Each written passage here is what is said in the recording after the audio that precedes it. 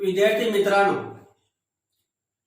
12वी तर्कशास्त्र विषयाच्या ई तासिकेमध्ये आपले सर्वांचे मनपूर्वक स्वागत आहे।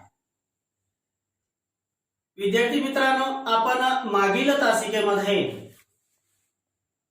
संवाक्य सिलोजिझम या तर्कशास्त्राच्या 5व्या प्रकरणाला सुरुवात केलेली होती।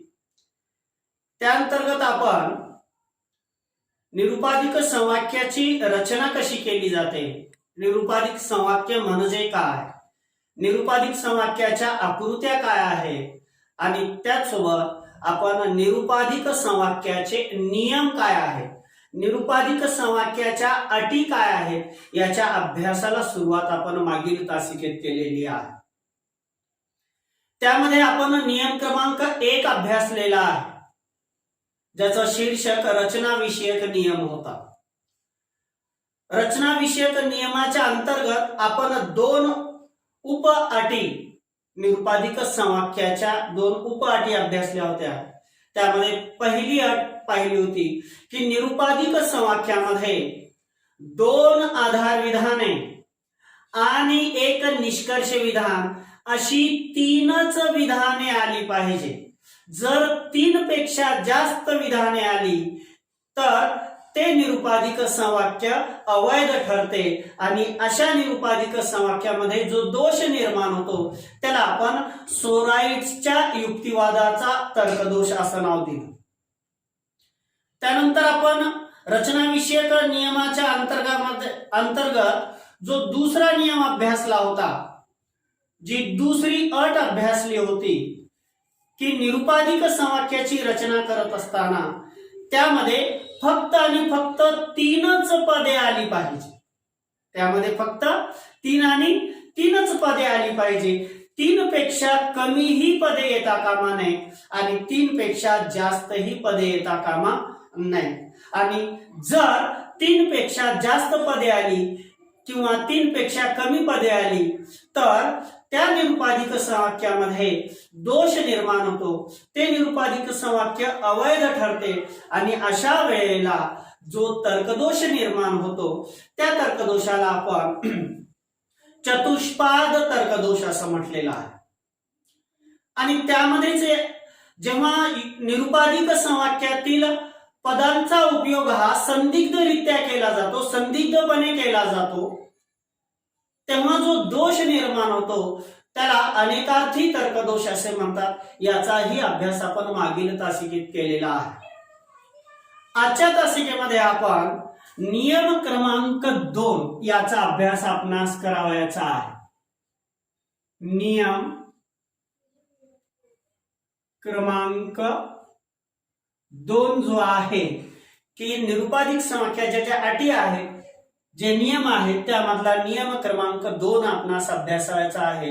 हा नियम आहे पदांच्या वितरणाचा नियम। याचं शीर्षक काय? पदांच्या वितरणाचा नियम। पदांच्या वितरणाचा नियम याचा अभ्यास आपणास आजच्या तासिकेत करावयाचा आहे। आता ज्या पद्धतीने रचना विषयक नियमाचे 2 उपप्रकार होते, तसे पदांच्या वितरणाचे जे नियम आहेत ते सुद्धा 2 आहेत। त्यामधला पहिला नियम, पदांच्या वितरणाचे जे 2 नियम आहेत त्यामधला पहिला नियम आपण या ठिकाणी अभ्यासूया। तो पहिला नियम कोणता आहे आणि त्या नियमाचं, त्या अटीचं जर आपण निरुपाधिक संवाक्याची मांडणी करत असताना, रचना करत असताना त्या नियमाचं जर पालन नाही केलं, त्या अटीची पूर्तता जर नाही केली तर तो निरुपाधिक संवाक्य अवैध ठरतो आणि त्यातून कोणता तर्कदोष निर्माण होतो त्याचा अभ्यास आपण या ठिकाणी करूया। तर पहिला नियम आहे पदांच्या वितरणामधला की आधार विधानामध्ये येणारे जे मध्यम पद आहे, मध्यम पद, पक्षपद, साध्य पद, हे 3 पद आपण निरुपाधिक संवाक्यात येणारी अभ्यासलेली आहे। त्यानंतर निरुपाधिक संवाक्यातील साध्य विधान, पक्ष विधान आणि निष्कर्ष विधान याचाही अभ्यास आपण मागील तासिकेत केलेला आहे।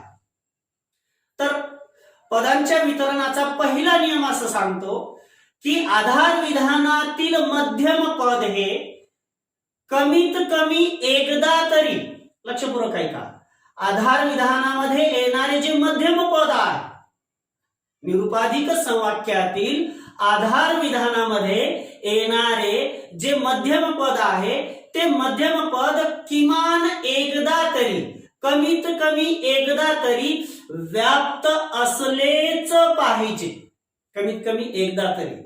मग मध्यम पद कोणते पद असते की जे दोन्हीही आधार विधानामध्ये येते परंतु ते निष्कर्षामध्ये पद येत नाही, त्याला आपण मध्यम पद म्हणतो. आणि मध्यम पद हे दोन जे आधार विधाने येतात त्या दोन आधार विधानांमध्ये संबंध जोडणारा पद असतो मध्यम पद. मग पदांच्या वितरणाचा जो पहिला नियम आहे तो काय म्हणतोय की आधार विधानामध्ये येणारे जे मध्यम पद आहे ते मध्यम पद कमीत कमी एकदा तरी, किमान एकदा तरी व्याप्त असलेच पाहिजे. आणि जर नसेल तर मग ते निरुपाधिक संवाक्य अवैध ठरतं आणि मग त्यातून काय होतो, तर्कदोष निर्माण होतो. मग तो कोणता आणि कसा ओळखायचा हे आपण इथं पाहूया. परंतु पहिला नियम लक्षात आला का आपणास की आधार विधानामध्ये येणारे मध्यम पद हे किमान एकदा तरी, कमीत कमी एकदा तरी व्याप्त असलेच पाहिजे. म्हणजे काय, आपण याचं विश्लेषणही पाहूया की निरुपाधिक संवाक्यामध्ये मध्यम पदाचे कार्य हे, आपण जे निरुपाधिक संवाक्य मांडतो, ज्या निरुपाधिक संवाक्याची रचना करतो त्या निरुपाधिक संवाक्यामध्ये मध्यम पदाचे कार्य हे पक्षपद आणि साध्यपद यांच्यामध्ये संबंध जोडणे आहे. मध्यम पदाचे काय कार्य असते, मध्यम पद जे निरुपाधिक संवाक्यामध्ये मध्यम पद असते त्या मध्यम पदाचे कार्य हे पक्षपद आणि साध्यपद यांच्यामध्ये संबंध जोडणे आहे. हे कार्य मध्यम पद आधार विधानात एकदा तरी व्याप्त असल्याशिवाय करू शकत नाही. निरुपाधिक संवाक्यामध्ये जे पक्षपद आहे, जे साध्यपद आहे यांच्यात संबंध जोडणे हे मध्यम पदाचे कार्य आहे. परंतु हे कार्य मध्यम पद केव्हा करू शकतो, जेव्हा मध्यम पद हे आधार विधानामध्ये एकदा तरी, जी दोन आधार विधाने आहेत त्या दोन आधार विधानांपैकी कोणत्याही एका आधार विधानामध्ये एकदा तरी व्याप्त असले पाहिजे. जर ते दोन्हीही आधार विधानात अव्याप्त असेल तर मात्र ते निरुपाधिक संवाक्य अवैध ठरते आणि तिथे तर्कदोष निर्माण. आणि जर मध्यम पद दोन आधार विधानांपैकी कोणत्याही एका आधार विधानामध्ये ते मध्यम पद व्याप्त असेल तर मात्र ते निरुपाधिक संवाक्य वैध ठरते, तर्कदोषाची निर्मिती होत नाही. म्हणून इथं असं म्हटलेलं आहे की निरुपाधिक संवाक्यामध्ये मध्यम पदाचे कार्य हे पक्षपद व साध्यपद यांच्यामध्ये संबंध जोडणे आहे. आणि हे कार्य मध्यम पद केव्हा करू शकतो की जेव्हा ते आधार विधानामध्ये एकदा तरी व्याप्त असेल तेव्हाच ते करू शकतो. म्हणजे आधार विधानामध्ये मध्यम पद हे एकदा तरी व्याप्त असल्याशिवाय पक्षपद व साध्यपद यांच्यात संबंध जोडण्याचे कार्य करू शकत नाही. आता हे व्याप्त अव्याप्त काय आहे याचा काय अर्थ होतो, तर जेव्हा पदाने एखाद्या वर्गाचा पूर्ण निर्देश केलेला असतो, जेव्हा त्या पदाने निरुपाधिक संवाक्यातील त्या पदाने एखाद्या वर्गाचा संपूर्ण निर्देश केलेला असतो तेव्हा ते पद व्याप्त असते. संपूर्ण वर्गाचा निर्देश पद व्याप्त. आणि जेव्हा एखाद्या वर्गाचा अंश म्हणजे अपूर्ण निर्देश केलेला असतो तेव्हा ते पद अव्याप्त असते. थोडक्यात जर सांगायचं असेल अतिशय संक्षिप्त स्वरूपात, संपूर्ण वर्गाचा निर्देश केलेला असेल पदाने तर ते पद व्याप्त, आणि संपूर्ण पदाचा निर्देश न केलेला असेल म्हणजे केलेलं नसेल, अंशतः निर्देश केलेला असेल, अपूर्ण निर्देश केलेला असेल तर मात्र ते पद अव्याप्त असते, हे लक्षात घ्या. आपण या बाबतीमध्ये तर्कशास्त्राच्या पहिल्या प्रकरणामध्ये अभ्यासलेला आहे. आणि जर या नियमाचे उल्लंघन झाले की मध्यम पद हे दोन आधार विधानापैकी कोणत्या तरी आधार विधानामध्ये व्याप्त असलेच पाहिजे आणि जर या नियमाचं उल्लंघन झालं तर त्यास आपण मध्यम पद तर्कदोष असं म्हणतो. त्यास आपण काय म्हणतो? मध्यम पद तर्कदोष असं म्हणतो. आता मध्यम पद तर्कदोषाचं उदाहरण अभ्यासण्याच्या अगोदर ही जी आपली निरुपाधिक विधाने आहेत ए, ई, आय, ओ, कारण हीच विधाने निरुपाधिक समाख्यात आपण मांडत असतो. आपल्या पुस्तकातील उदाहरणामध्ये आपण पहा, आपल्या लक्षात येईल. तिथं विशेष अस्तित्वाची, विशेष नास्तित्वाची, सर्व अस्तित्वाची, सर्व नास्तित्वाचीच विधाने निरुपाधिक समाख्यात आहेत. मग त्यातील पदे कधी व्याप्त असतात आणि कधी अव्याप्त असतात याची माहिती आपणास असली पाहिजे. आपण सुरुवातीला घेऊया ए निरुपाधिक विधान, दुसरा आहे ई निरुपाधिक विधान, तिसरा आहे आय निरुपाधिक विधान आणि चौथा आहे ओ. यातील उद्देशपद आणि यातील विधेय पद हे कधी व्याप्त असतं, कधी अव्याप्त असतं याचा एक तक्ता आपल्या पुस्तकातही दिलेला आहे. आता ए विधानातील उद्देशपद हे व्याप्त असते. ए विधानातील उद्देशपद हे कसे असते? व्याप्त असते. तर विधेय पद हे अव्याप्त असते. ए विधानातील उद्देशपद कसे असते? व्याप्त असते. तर ए विधानातील विधेय पद कसे असते? अव्याप्त असते. ई विधानातील उद्देशपद आणि विधेय पद अशी दोन्हीही पदे व्याप्तच असतात. ई विधानात येणारं उद्देशपद असेल आणि ई विधानात येणारं विधेय पद असेल अशी दोन्हीही पदे कशी असतात? व्याप्तच असतात. आय विधानामध्ये येणारी दोन्हीही पदे अव्याप्त असतात. आय विधानात येणारी दोन्हीही पदे कशी असतात? अव्याप्त असतात. याचा अभ्यास आपण प्रकरण पहिल्यामध्ये केलेला आहे. आणि ओ विधानामध्ये येणारे उद्देशपद हे अव्याप्त असते तर विधेय पद हे व्याप्त असते. अशा पद्धतीने हा तक्ता आपणास स्मरणात ठेवला पाहिजे. कारण हा तक्ता आपण स्मरणात ठेवल्याशिवाय काही निरुपाधिक समाख्याची वैधता आणि त्यातील तर्कदोष हा आपणास ओळखता येणार नाही, हे आपणास सांगता येणार नाही, हे आपणास लिहिता येणार नाही. म्हणून ए विधानाचे उद्देशपद व्याप्त, विधेयपद अव्याप्त.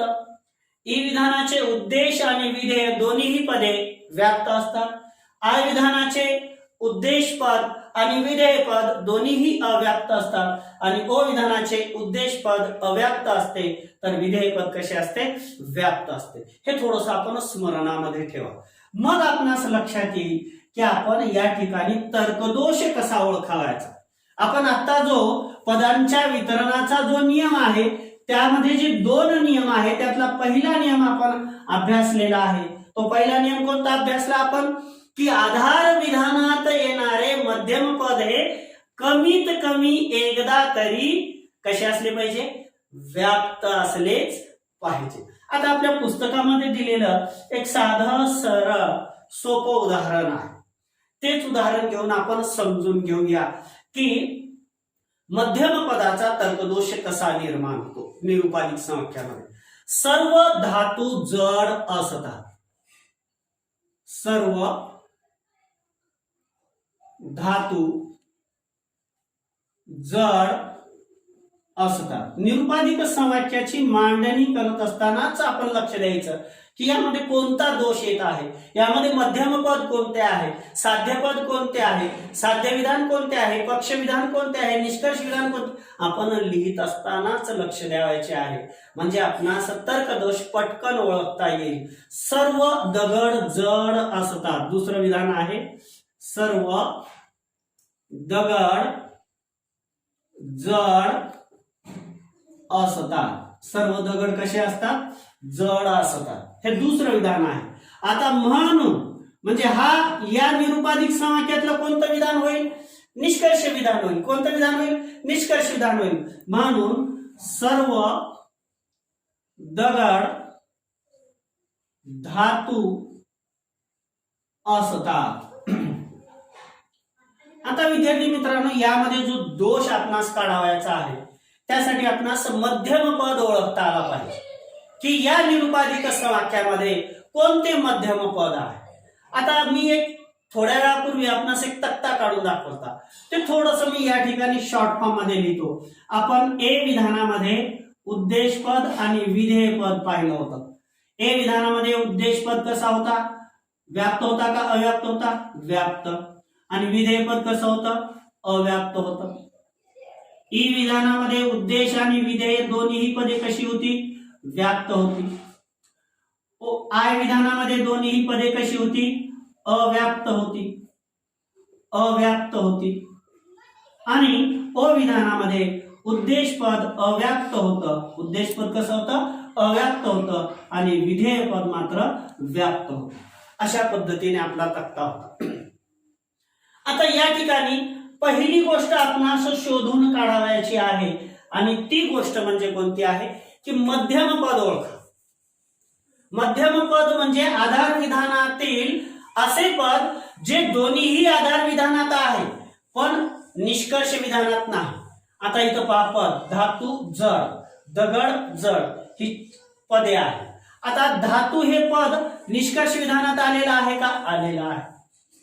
जड हे पद निष्कर्ष विधानात आलेलं आहे का? नाही. दगड हे पद निष्कर्ष विधानात आलेलं आहे का? आहे. जड हे पद निष्कर्ष विधानात आलेलं आहे का? नाही. म्हणजे या पहिल्या आधार विधानातील जड आणि दुसऱ्या आधार विधानातील जड हे पद आपले या निरुपाधिक समवाक्यातील मध्यम पद आहे. कोणते आहे? आता मध्यम पद आहे.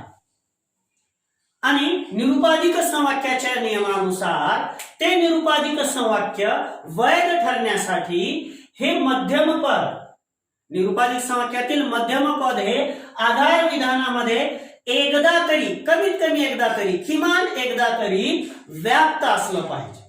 मग या विधानात व्याप्त आहे का? या विधानात व्याप्त आहे का? आपण पाहूया. इथं पहा, सर्व धातू जड असतात. कोणतं विधान आहे विद्यार्थी मित्रांनो? ए विधान आहे. ए विधान आहे. आता सर्व धातू जड असतात. ए विधानामध्ये जे जड हे मध्यम पद आहे ते उद्देश पदाच्या ठिकाणी आहे का विधेय पदाच्या ठिकाणी आहे? विधेय पदाच्या ठिकाणी आहे, कारण इथं उद्देश पद धातू आहे. धातूविषयी काय माहिती? जड म्हणजे जड हे विधेय पद आहे. मग ए विधानाचे जड म्हणजे विधेय पद. ए विधानाचे विधेय पद काय असते पहा? ए विधानाचे विधेय पद अव्याप्त असते. म्हणजे जड हे मध्यम पद या ठिकाणी अव्याप्त आलं. दुसरं विधान पहा काय आहे? आता इथं मात्र ते कसे आले पाहिजे? व्याप्त, म्हणजे कमीत कमी एकदा तरी व्याप्त आले पाहिजे. आणि इथंही जर मध्यम पद अव्याप्त आलं तर मात्र ते निरुपाधिक समवाक्य काय ठरते? अवैध ठरते. तर्कदोष निर्माण होतो. मग आता या ठिकाणी सर्व दगड जड आहेत. जड हे जे मध्यम पद आहे ते ए विधानाच्या उद्देश पदात आहे का विधेय पदात आहे? विधेय पदात आहे. मग ए विधानाचे विधेय पद कसे असते? अव्याप्त असते. म्हणजे इथंही हे मध्यम पद कसे आले? अव्याप्त आले. कसे आले? अव्याप्त आले. मग आता या ठिकाणी पहा, मध्यम पद हे कमीत कमी एकदा तरी व्याप्त असले पाहिजे. आहे का दोन्ही आधार विधानात? नाही. पहिल्याही आधार विधानामध्ये ते अव्याप्तच आले आणि दुसऱ्याही आधार विधानामध्ये ते कसे आले? अव्याप्तच आले. म्हणून सर्व दगड धातू असतात या युक्तिवादात दोन्हीही आधार विधानामध्ये जड या मध्यम पदाचे स्थान ए विधानाचे विधेय पद आहे.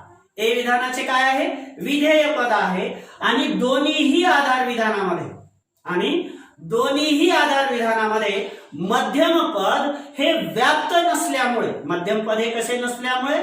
व्याप्त नसल्यामुळे मध्यम पदाचा जो भाग साध्य विधानाशी संबंधित आहे. कशाशी संबंधित आहे? साध्य विधानाशी संबंधित आहे. तो भाग कदाचित पक्ष विधानाशी संबंधित असू शकणार नाही. पक्ष विधानाशी संबंधित असू शकणार नाही. म्हणूनच मध्यम पद दोन पदांना जोडण्याचे काम करू शकणार नाही. आणि या प्रकारच्या तर्कदोषाला आपण अव्याप्त मध्यम पदाचा तर्कदोष असे म्हणतो. काय म्हणतो? अव्याप्त मध्यम पदाचा तर्कदोष असे म्हणतो. तर हा पहिला तर्कदोष आपण अभ्यासला. पदांच्या वितरणाचा पहिला नियम आपण अभ्यासला. कोणता? की आधार विधानातील मध्यम पद हे कमीत कमी एकदा तरी काय असले पाहिजे? व्याप्त असले पाहिजे. त्या दोन आधार विधानामध्ये कमीत कमी एका ठिकाणी तरी ते काय असले पाहिजे? व्याप्त असले पाहिजे. आणि हे पाहणार कशावरून आपण? AEIO उद्देशपद, विधेयपद, व्याप्त अव्याप्त या तक्त्यावर, जे आपण पहिल्या प्रकरणामध्ये हे अभ्यासलेलं आहे. आता आपण दुसरा जो प्रकार आहे वितरणाच्या नियमाचा, जो दुसरा नियम आहे त्याचा अभ्यास आपण या ठिकाणी करूया. आता अतिशय सुलभ आहे. हे माझं वाक्य तुम्हाला पाठ झाला असेल, पाठ झालेला असेल. खरंच सांगतो, कोणताही घटक, कोणताही विषय, कोणतीही गोष्ट ही क्लिष्ट किंवा अवघड नसते विद्यार्थी मित्रांनो. फक्त आपल्याला त्याकडे थोडंसं लक्ष देण्याची गरज असते. आपण जर लक्ष दिलं तर ती गोष्ट आपल्यासाठी सुलभ होते. आता इथं पहा, दुसरा वितरणाच्या नियमाचा दुसरा नियम आपणास अभ्यासायचा आहे. पहिला आपण अभ्यासला की मध्यम पद एकदा तरी, कमीत कमी एकदा तरी व्याप्त असला पाहिजे. कमीत कमी एकदा तरी व्याप्त असला पाहिजे. हे आपण आत्ताच अभ्यासलेला आहे.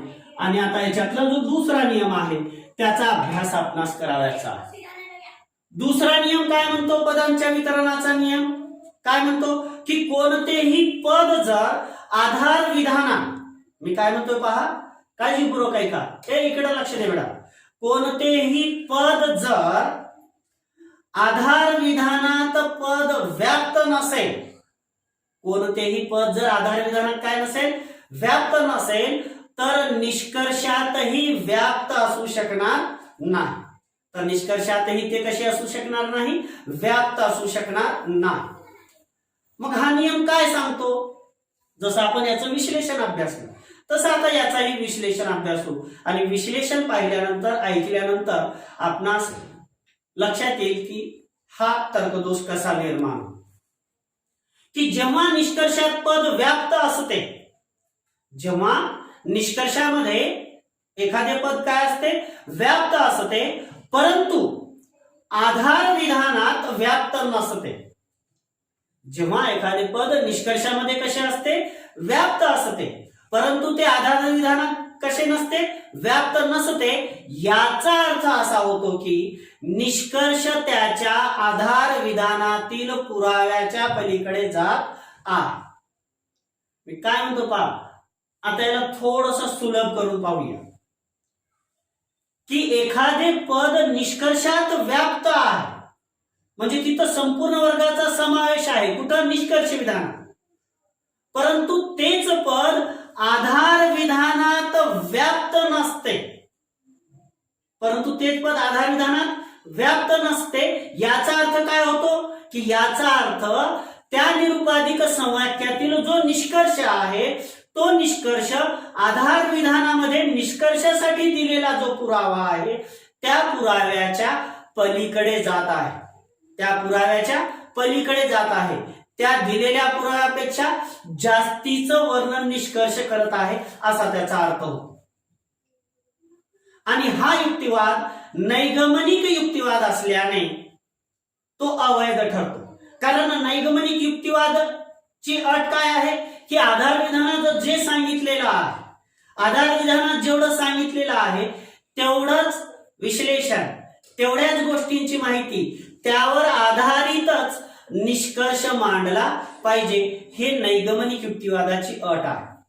परंतु इथं काय व्हायला की निष्कर्षात जे पद व्याप्त आहे, व्याप्त आहे म्हणजे संपूर्ण वर्गाचा निर्देश आहे, परंतु तेच पद आधार विधानात कसे व्याप्त नसते. याचा अर्थ काय व्हायला की निष्कर्ष त्या नैगमनिक युक्तिवादातील निष्कर्ष हा काय होत आहे, आधार विधानाच्या पुराव्याच्या पलीकडे जात आहे. आणि अशा वेळेला तो नैगमनिक युक्तिवाद काय ठरत असतो, अवैध ठरत असतो. तो नैगमनिक युक्तिवाद काय ठरत असतो, अवैध ठरत असतो. आणि या दोषाला आपण पदांच्या अव्याप्त, लक्षपूर्वक आहे का, या दोषाला काय नाव आहे, पदांच्या अव्याप्त अवैध प्रक्रियेचा दोष असं म्हणतो. आणि संक्षिप्त स्वरूपात लक्षात ठेवायचं असेल तर अव्याप्त प्रक्रियेचा दोष काय म्हणतो, अव्याप्त प्रक्रियेचा दोष, अवैध प्रक्रियेचा दोष, दोन्हीपैकी कोणतेही नाव लक्षात ठेवा. अव्याप्त प्रक्रियेचा दोष हे नाव लक्षात ठेवा किंवा अवैध प्रक्रियेचा दोष हे नाव लक्षात ठेवा. आता निष्कर्षामध्ये 2 पदे असतात हे आपणास माहित आहे. निष्कर्षामध्ये किती पदे असतात, 2 पदे असतात. एक पक्षपद असतं म्हणजे ज्याला आपण उद्देश्य पद असं म्हणतो, आणि दुसरे साध्य पद असते. आणि दुसरे कोणते पद असते, साध्य पद असते. मग निष्कर्षामध्ये ही जी 2 पदे येतात, पक्षपद ज्याला आपण उद्देश्य पद म्हणतो आणि साध्य पद ज्याला आपण विधेय पद म्हणतो, यानुसार या 2 पदांनुसार 2 प्रकारचे तर्कदोष घडतात. 2 प्रकारचे तर्कदोष घडतात. त्यामध्ये जो पहिला तर्कदोष आहे याच्यातलाच, आता या दुसऱ्यामधला पहिला जो तर्कदोष आहे तो आहे अवैध पक्षदोष. अवैध पक्षदोष. आणि दुसरा प्रकार आहे अवैध साध्य दोष. अवैध साध्य दोष. याला दुसरी नाव कशी आहे, अव्याप्त पक्षदोष आणि दुसरा प्रकार अव्याप्त साध्य दोष. असे हे 2 प्रकार आपणास अभ्यासायचे आहे. आता अव्याप्त पक्षदोष काय आहे, आपण काय अभ्यासायला, अव्याप्त पक्षदोष अभ्यासावायचा आहे आपणास. अव्याप्त हे 2 प्रकारचा अभ्यासायचा आपणास. पहिला कोणता अभ्यासायचा आहे, अव्याप्त पक्षदोष अभ्यासावायचा आहे. याला आपण अवैध पक्षदोष असंही म्हणतो. याचा अभ्यास आपणास या ठिकाणी करावायचा आहे. आता उदाहरण पहा, कोणतीही भ्याड व्यक्ती धाडसी नसते. हे आपल्या पुस्तकातीलच उदाहरण लिहून दाखवू का, तर लक्षात येईल. पहा, कोणतीही भ्याड व्यक्ती, कोणतीही भ्याड व्यक्ती धाडशी नसते. धाडशी नसते हे पहिलं विधान. आता याला कोणतं विधान म्हणणार निरुपाधिक समाख्याच्या भाषेमध्ये, याला आपण म्हणतो साध्य विधान. याला काय म्हणतो आपण, साध्य विधान असं म्हणतो. हे पहिलं विधान झालं निरुपाधिक समाख्याचे. दुसरं विधान काय म्हणतो की सर्व भ्याड व्यक्ती, आपल्या पुस्तकात उदाहरण आहे, सर्व भ्याड व्यक्ती अविश्वसनीय असतात. सर्व भ्याड व्यक्ती अविश्वसनीय असतात. अविश्वसनीय असतात हे दुसरं विधान आहे. हे दुसरं आधार विधान आहे. आणि दुसऱ्या आधार विधानाला आपण पक्ष विधान असं म्हणतो. याची रचना कशी असते हे पहिल्यांदा पाहिलेलं आपण. याला आपण दुसऱ्या आधार विधानाला आपण काय म्हणतो, पक्ष विधान असं म्हणतो. पहिल्या आधार विधानाला आपण काय म्हणतो, साध्य विधान असं म्हणतो. आता निष्कर्ष काय आहे, म्हणून कोणतीही अविश्वसनीय व्यक्ती धाडसी नसते. म्हणून आता हा निष्कर्ष झाला आपला. म्हणून कोणतीही अविश्वसनीय व्यक्ती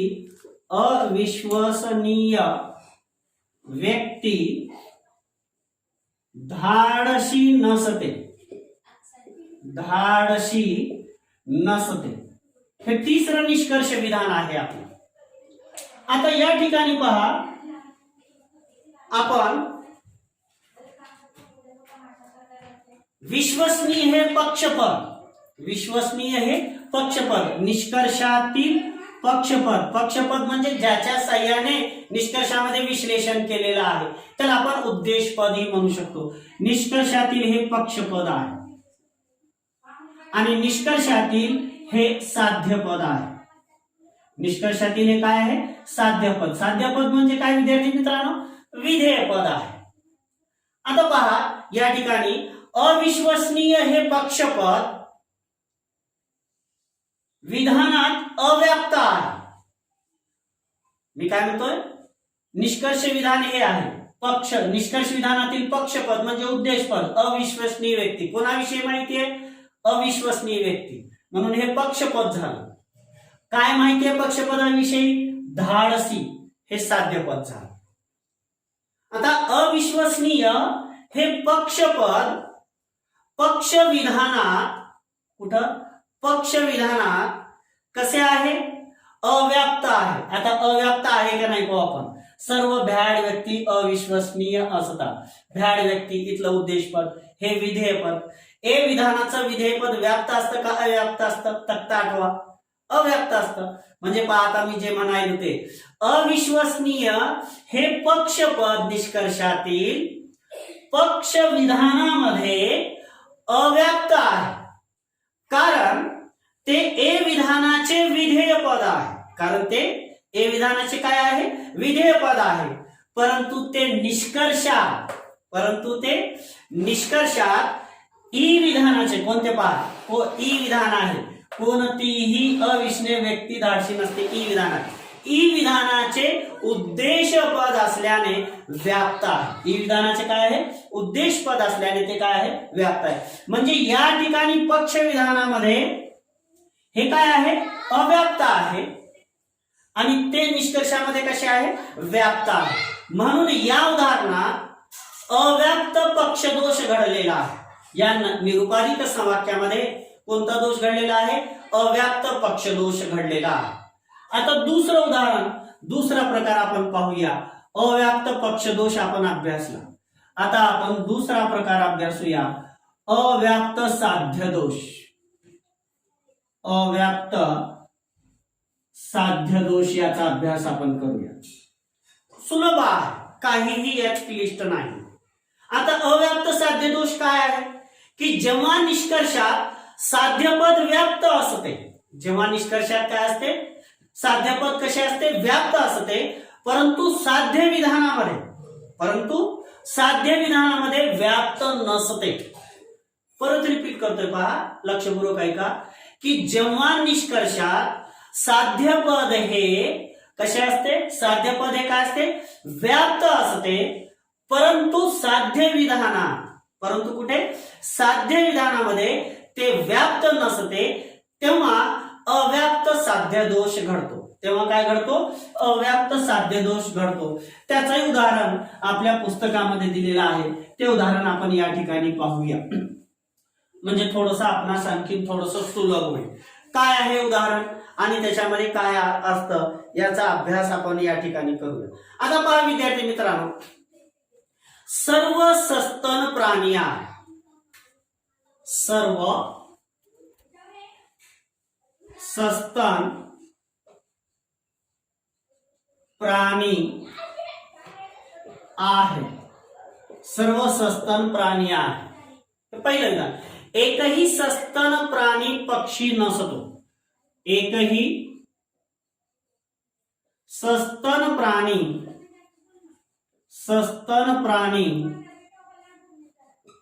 पक्षी नसतो. एकही सस्तन प्राणी पक्षी नसतो. म्हणून आता निष्कर्ष, म्हणून म्हणजे कोणतं विधान आहे या ठिकाणी? निष्कर्ष. म्हणून एकही पक्षी प्राणी नाही. म्हणून एकही पक्षी प्राणी नाही. हे तिसरं निष्कर्ष विधान आहे.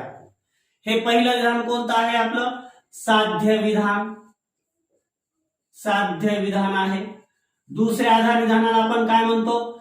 पक्ष विधान म्हणतो. दुसऱ्या आधार विधानाला आपण काय म्हणतो विद्यार्थी मित्रांनो? पक्ष विधान. आणि या तिसऱ्या विधानाला आपण निष्कर्ष विधान असं म्हणतो. काय म्हणतो? निष्कर्ष विधान असं म्हणतो. आता या युक्तिवादामध्ये प्राणी हे साध्यपद प्राणी हे साध्यपद. आता साध्यपद पहा, हे पक्षी, हे कोणतं आहे? पक्षपद आहे. आणि साध्यपद काय? हे प्राणी, साध्यपद. आता लक्षात घ्या की या युक्तिवादामध्ये प्राणी हे साध्यपद, साध्य विधानात प्राणी हे साध्यपद, साध्य विधानात अव्याप्त आहे. साध्य विधानात कसे आहे? अव्याप्त आहे की नाही पाहू आपण. सर्व सस्तन प्राणी आहे. ए विधान आहे. ए विधानातील हे काय आहे? विधेयपद. ए विधानाचं विधेयपद काय असतं? अव्याप्त असतं. मग मी जे म्हणाले ते खरं आहे की नाही? या युक्तिवादात प्राणी हे साध्यपद, प्राणी हे साध्यपद साध्य विधानामध्ये कसे आहे? अव्याप्त आहे. परंतु ते निष्कर्षात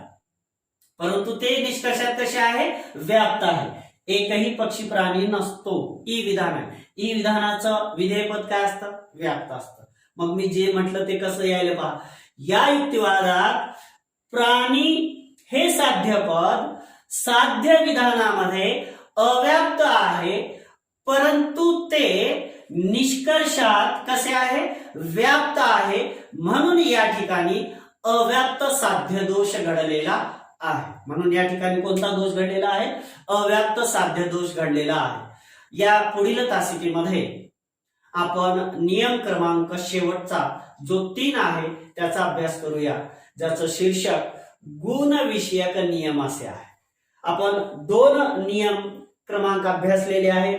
एक रचना विषयक नियम जो मागील तासिकेत अभ्यासला. आज आपण पदांच्या वितरणाचा नियम अभ्यासला आणि पुढील तासिकेमध्ये आपण नियम क्रमांक 3 गुण विषयक नियम याचा आपण अभ्यास करूया.